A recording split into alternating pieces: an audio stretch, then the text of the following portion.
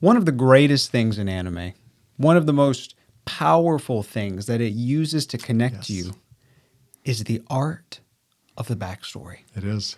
Golly, when you are in the middle of the development of a villain, and like you've seen all the horrific things you've done, and you hate this guy. Yeah, you like hate him. 10 out of 10. You want him to despise his- die. Yeah, and you'll celebrate. Oh, You'll yeah, dance yeah. in front of the TV. Yep. But right before he dies, they go into the backstory. They do. And they do. show all the hurts he's been through, all the Yep. rejection, all the pain he's endured that turned him into the monster that you saw. Yeah. Unfortunately, it takes away a little bit of the joy of the victory It for does. you. Because It you're does. just like, I wanted this to happen for so long, and now know. I see his story, and it just like deflates me. I know, you almost feel sad. It's like the ants, from Hunter. Hunter x Hunter, yeah. The ants Or Hunter, character. Hunter. Yeah, I hated him. Mm-hmm. The Chimera And then ant. they showed the backstory, and I'm almost in tears for him. Yeah. But I still want him to lose. Right. But you have this sympathy. They're just the best at backstories. Oh, yeah, absolutely. Yeah. And the truth is, I think it connects with all of us because we all have a backstory. We do. We have things that we've been through that gets us to our present moment, how we are today, whether that is strong or weak. Yeah. A lot of that has to do with our backstory. And today we're going to be talking about one of the keys to letting your backstory be your greatest asset instead of capturing you and keeping you in the past. Find out more as we continue.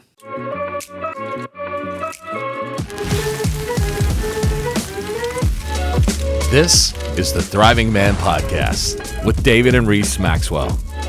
These weekly shows are designed to help you remove the confusion from your life and make real progress with your growth. No matter where you are or where you're going, we're here to help you live a life you can be proud of.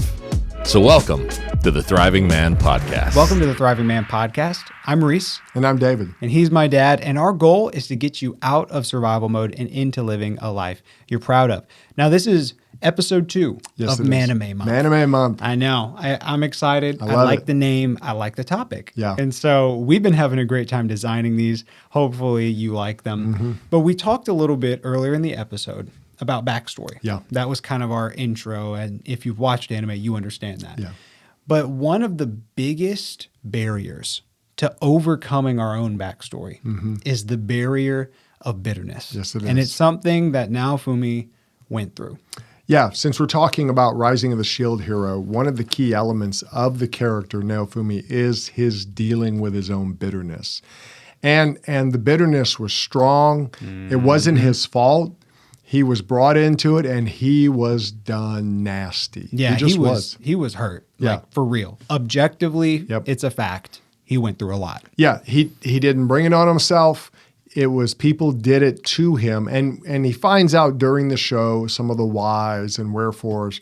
But in the beginning, he knew nothing. He was trusting everybody and boom, he got hurt bad. And the interesting part is we see that struggle throughout the rest of the show of him dealing with that barrier. Absolutely. And what's interesting is he struggles through eventually overcoming, which Yes. is really, it's a great moment. Yeah. But it becomes a bigger issue than the actual hurt was. Mm-hmm. Like he moves past the barriers of being falsely accused and being injured in like his reputation. Yeah. He works through that pretty quick. Yeah. But the emotional side of it, Yeah. he's a little emotionally constipated for a minute. Yeah. And it costs him. It costs him a lot. And it ends up being a big barrier that he has to overcome. Yeah, and I think we see that in men's lives. You know, a lot of men, we have barriers. We have things that were either done to us or maybe things that we did that were wrong. And we may move past it physically, but if we don't really deal with it in our emotions, Right. it really stays with us. And it can really take us out. Oh, yeah. I think in the genre of anime in general, a good way to differentiate who's a villain and who's a hero is villains never move past their backstory. That's a great point. They stay in it. Yep. They're stuck. Yeah. And everything they do is filtered through their backstory. Yeah. Versus heroes do move past it. Yeah. They move Yeah. past the bitterness versus villains just wallow in it. Well, and that's where you get the villains monologuing. Mm-hmm. You know, they're like, I'm going to show everybody. And they do the monologue because they're so ate up with their own backstory. Right. It motivates everything they do. Absolutely. Where we see the hero often overcome his backstory. And I think that's the struggle we see Naofumi doing. Absolutely. I think when it comes to bitterness, there are three big issues that it brings up. We see Naofumi go through these. Yeah. We see villains stay stuck in these. But we want to talk about them so that you can recognize if it's part of your world. And if so, then what you can do about it. Yeah. First off, bitterness reduces your world. It brings everything down to your past hurt. Yeah. It reduces it. If your life is like a giant library of music, the one song that's about injury just is on repeat the whole time. Yeah. You never listen to anything else. You never experience anything else. You're constantly replaying what happened, as Naofumi did for a minute. Yeah. Yeah, Naofumi was stuck in it. He got hurt, and he got genuinely hurt, and Yes. it wasn't anything he did. It was done to him. So it's not a thing. I mean, hurt can come in a lot of ways. Sometimes hurt is, again, what we do, and sometimes hurt's what done to us, what That's is true. done to us.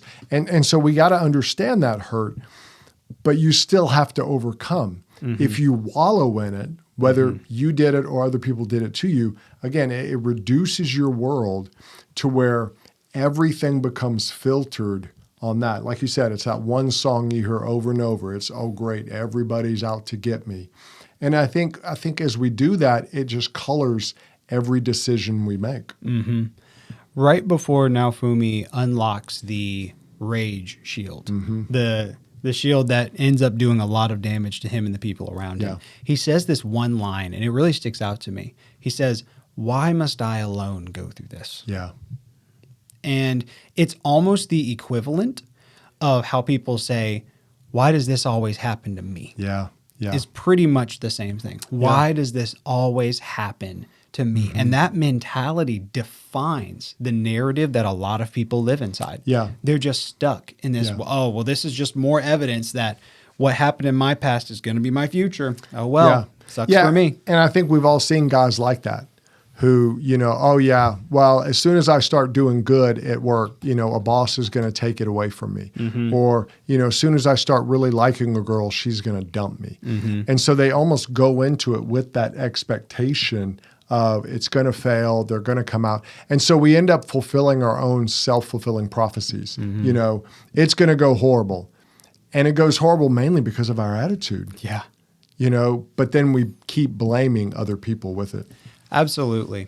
Another way that it reduces your world is it can act as a form of motivation for you. Yeah. So your bitterness can be the only thing driving you forward. So like, for example, when Naofumi first came into this world, the goal was to stop the waves. Yeah. I need to get stronger so I can stop the waves. That's my goal.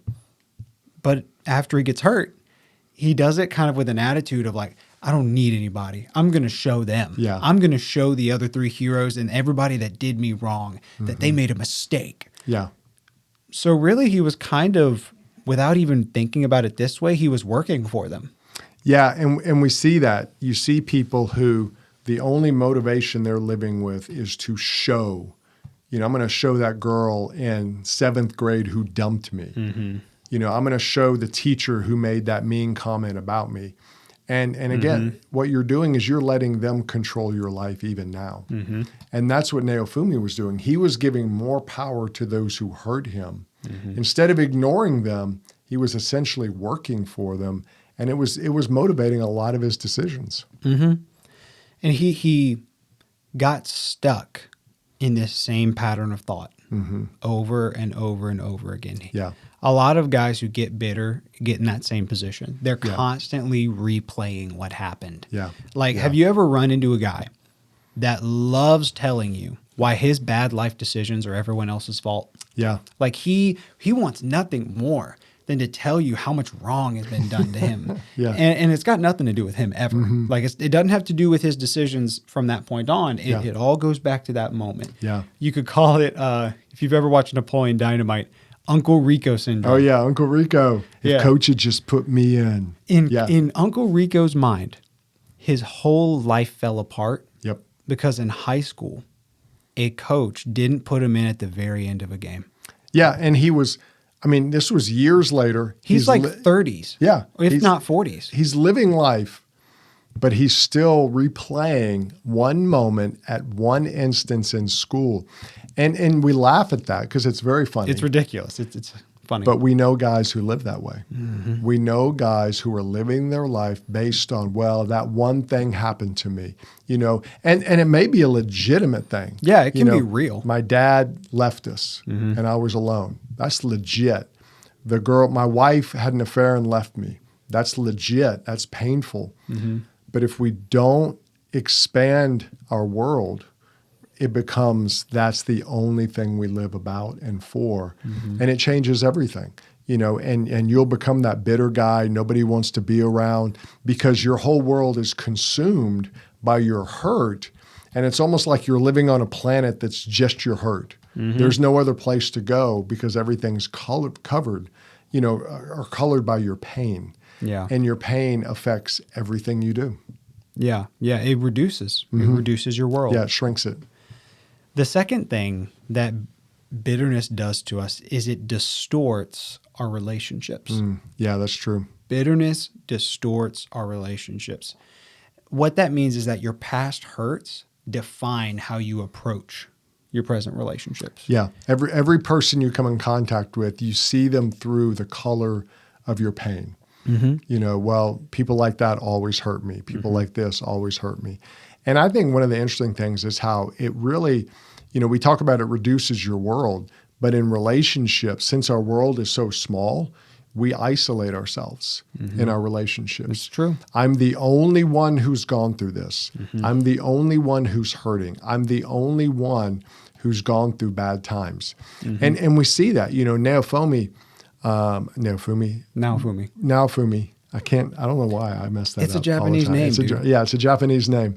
But he has so much pain that when other people try to be nice to him, they try to help him, he sees it as, oh, what are you doing? How are you going to betray me? Yep. And I think that's something that if we're not careful, we can start seeing all of our relationships that way. Oh, yeah. He lived with a guilty until proven innocent mentality. That's a great way to say it. That was the way that he lived. Everything he saw. And think of what it cost him. Mm-hmm. All the friends he never made. Yeah. All the allies that he pushed away. Mm-hmm. All the potential people in the world that could have collaborated with him. Yeah. Never even gave it a shot. Because he was so busy thinking about the three heroes and the king and the princess who were all admittedly either stupid or malicious. Yeah. One of the two. Yeah. All five of those people. And they were in high power and they influenced everybody else. They were not worth becoming great friends with. Yeah. But that doesn't mean that nobody else in the entire world is worth becoming friends with. Yeah. It was his pain that defined him. Yeah, and you see that like when Melty came, she is, turns out, another princess.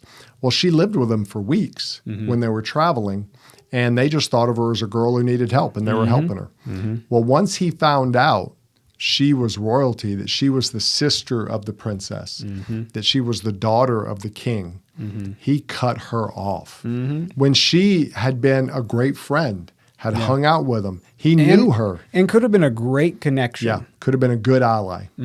Fantastic. But he was just like, nope, basically you're dead to me, leave now. And kicked her out. And everybody around him was like, what are you doing? What are you doing? But he just couldn't see past that. And our bitterness will do that to our relationships if we're not careful. It will cause us to just cut people off. People who, like you said, could be our allies, could be ones who help us. We just don't trust, and we can't trust. Absolutely. I mean, Naofumi didn't trust people that were his allies. Yeah. Think of Raftalia. Raftalia, Naofumi, like, she was his best friend, basically. Yeah. At least he saw her in that light. And the moment she had her first chance to leave him, he just assumed that she would. Yeah. She was actually in the moment defending him and saying all the reasons why she wanted to stay with him, but he had completely tuned it out. Yeah. Because in his mind, he was like, it's over. She's got a chance to leave. Now she can. Yeah. You know, it's a very interesting way that he couldn't even see the care that was in front of him. Well, Of that. and it does that where he's like, well, she's going to leave me like everybody else has left me. You know, she's going to abandon me like everybody else has abandoned me. Because like that princess, Yeah. the first initial princess pretended to be his ally.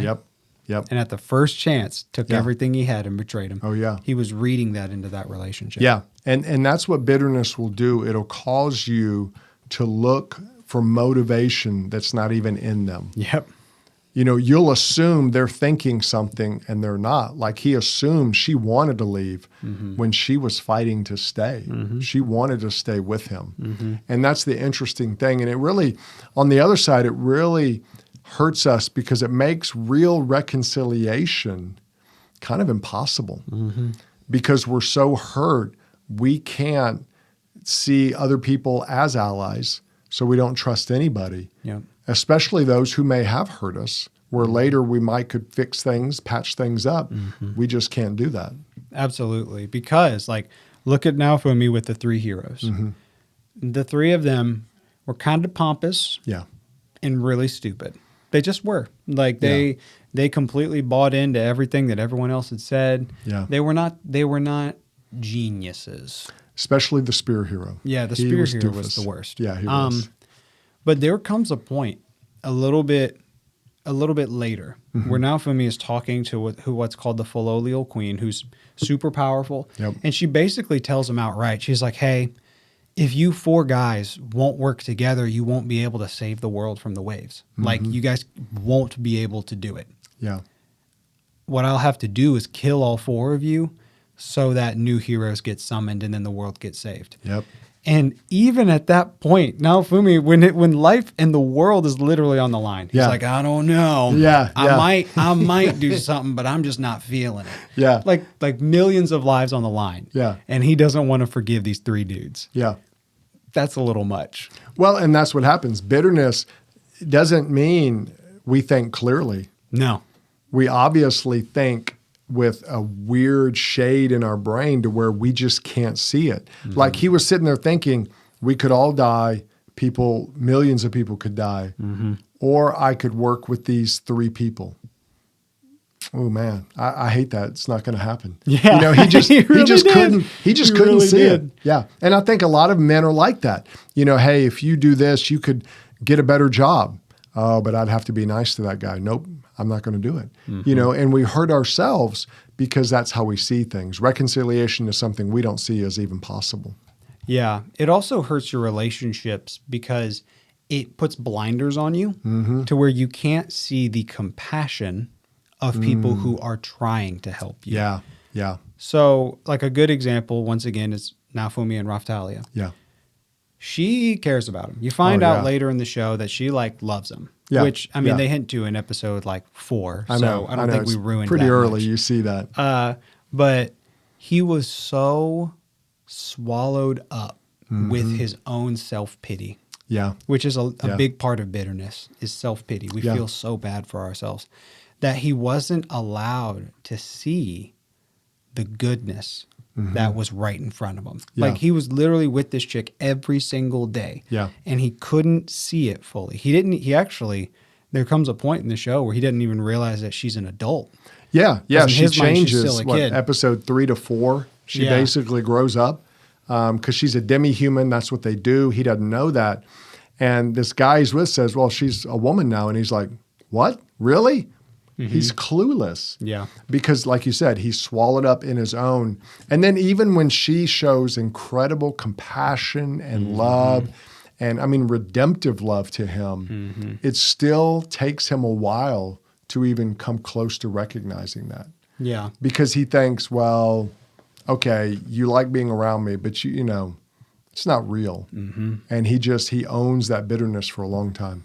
Yeah. Bitterness is almost the equivalent of if some people threw you in a hole, you spend a lot of time putting spikes at the bottom of the hole so that Yeah. anybody that tries to get down there gets hurt. Yeah, And that's that- true.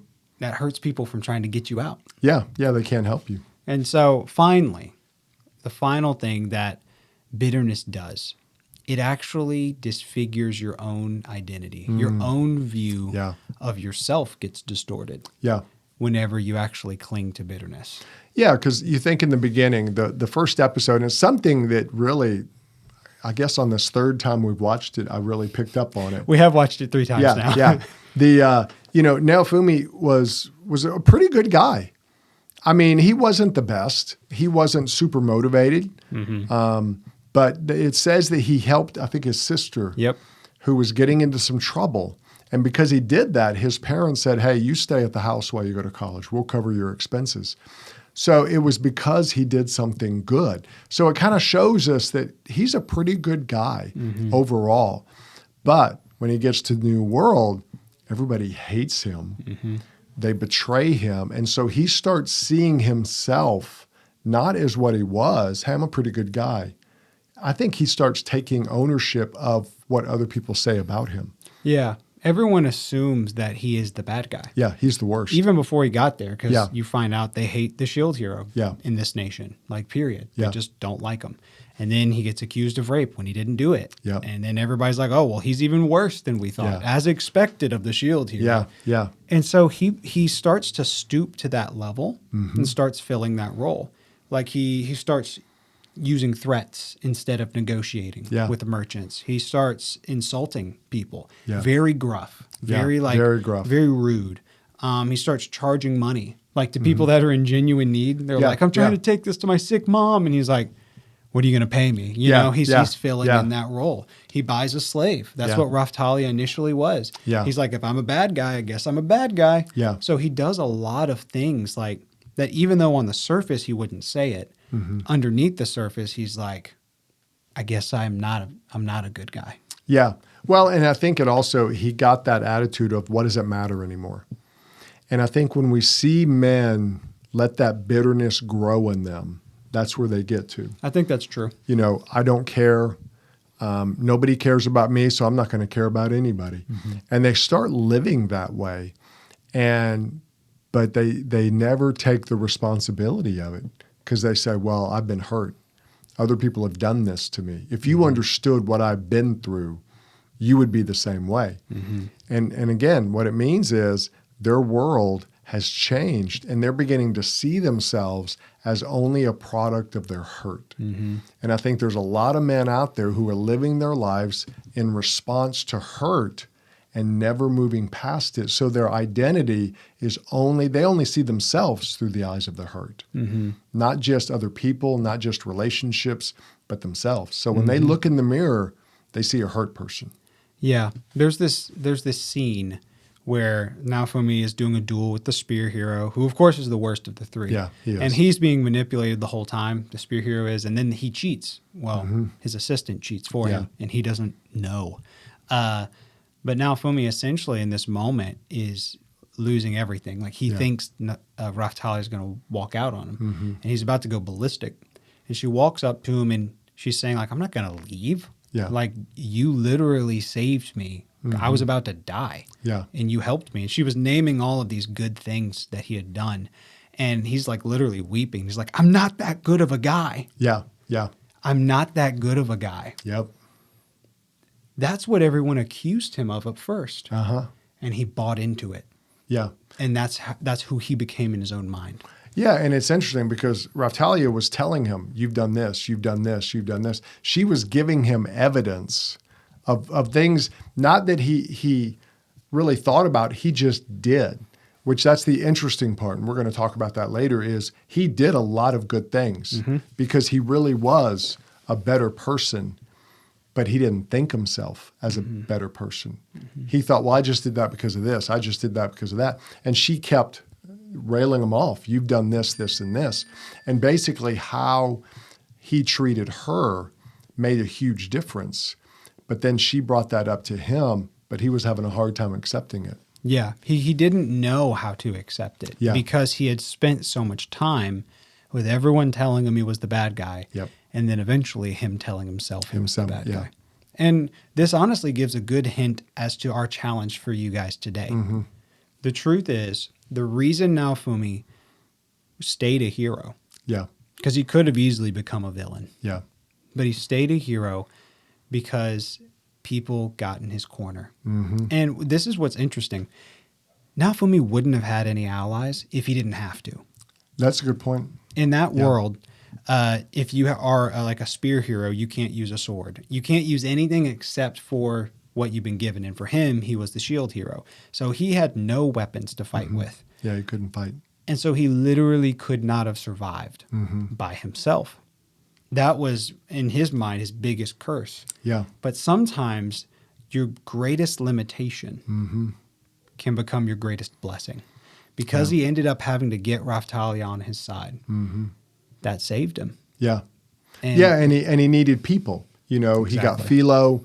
He got these people, these others who helped him. soldiers from Lut. Yeah, soldiers from Lut ended up joining. And it's one of those things that a lot of times we think we have to go through things by ourselves. And that's really the opposite. Yeah. We're not designed to go through things by ourselves.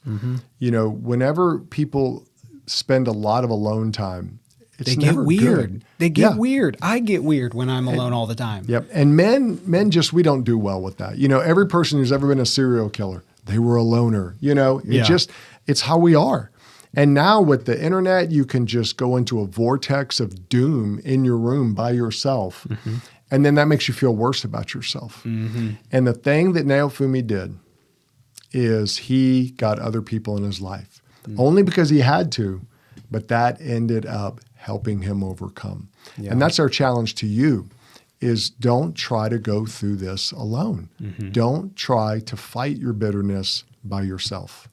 Yeah, there's an interesting thing that you might not notice in the first time you watch it, but Naofumi goes into this world, he gets betrayed, and he can't taste food.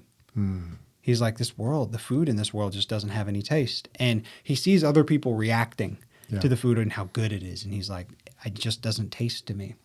And in that same moment I described earlier of the duel where Raftalia goes and, you know, kind of convinces him he's a good person, in the end she hugs him and she's like, hey, I am with you on the mountaintop and in the valley, the good times and the bad. I'm going to stick by your side. I'm your sword, is what she says.